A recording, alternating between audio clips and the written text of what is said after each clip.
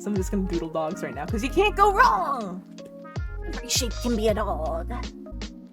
Oh yeah, like a snail! That's a good point. I'm gonna give you a little snail shell. What I want to do with Lawam is, it's a journal, so it's a bunch of little diary entries, and if you've ever written a diary, you know what it's like to like write the first page, maybe write the second page, and not enter it for 3 or 4 months. And a bunch of time goes by and you've completely changed the person, chances are you've abandoned this diary. I thought, what if it was a project where our character does that and there's giant gaps of time in between stuff? Nicole is an unreliable narrator. There is no shadow, she just needs glasses. I mean... I like the sentiment of it feels like you're reading something private. We all have very particular views of the universe, views and perspectives of things. And even if we try to spell everything out, we're never going to be able to perfectly show someone the exact angle that we're looking at the universe through. It can be really hard when you're watching or reading something and the protagonist is being a little shit baby or not doing the quote-unquote right thing.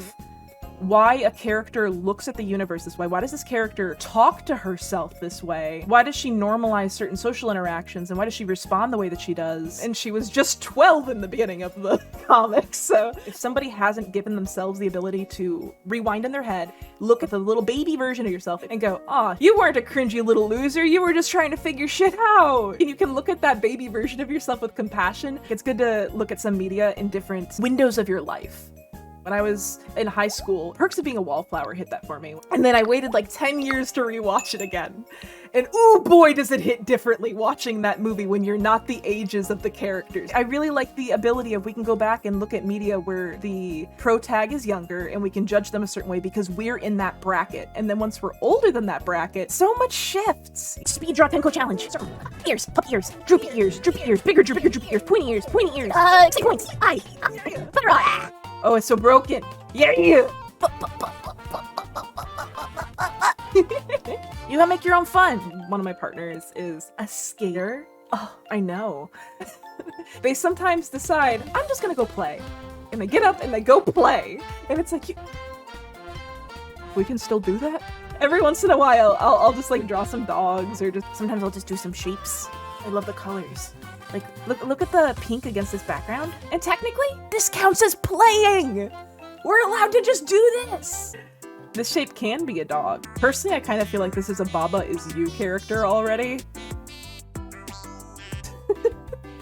Even if it doesn't look like traditional play, I would argue creating a single-purpose splash webpage is play. Anything that feels like the challenge of it is contributing to your good time and not interfering with it is play. If something is all the way up here challenging, we're gonna get frustrated, we're gonna get tilted, we're not gonna have a good time. And if things aren't very talented, we're gonna be like, oh, did I say talented? I meant challenging. If things aren't very challenging, we're gonna be like, well, who gives a shit? But if we reach that point of challenge in the middle, that's the flow state, or as it's mythologized to be. You're playing Tetris and you're so into this moment that it doesn't matter. Or you've been working on this art piece and you didn't even realize 8 hours went by. The flow state. The entire point of existing is the ebb and flow. We're supposed to be like going up and down. Chemicals in our brains are releasing. And these patterns are these patterns because they were, I could get stuck in this. Remember when this is about drawing dogs? I'm just like, what you drawing? I'm like, I'm talking about dopamine. Can you just draw? No. No, I cannot.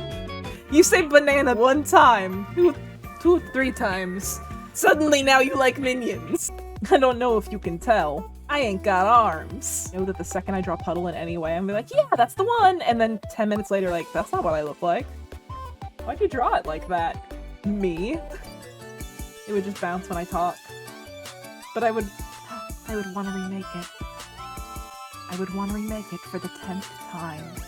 And I've made so many talk sprites and VTubers and things that I'm never gonna use again. In fact, no, it's like a little desktop buddy. I have a problem! And I refuse to change! But yeah, I have the most fun making things when I'm not concerned if they make sense. I just assume, yeah, they'll get it. The mysterious they, whoever they might be, they'll get it.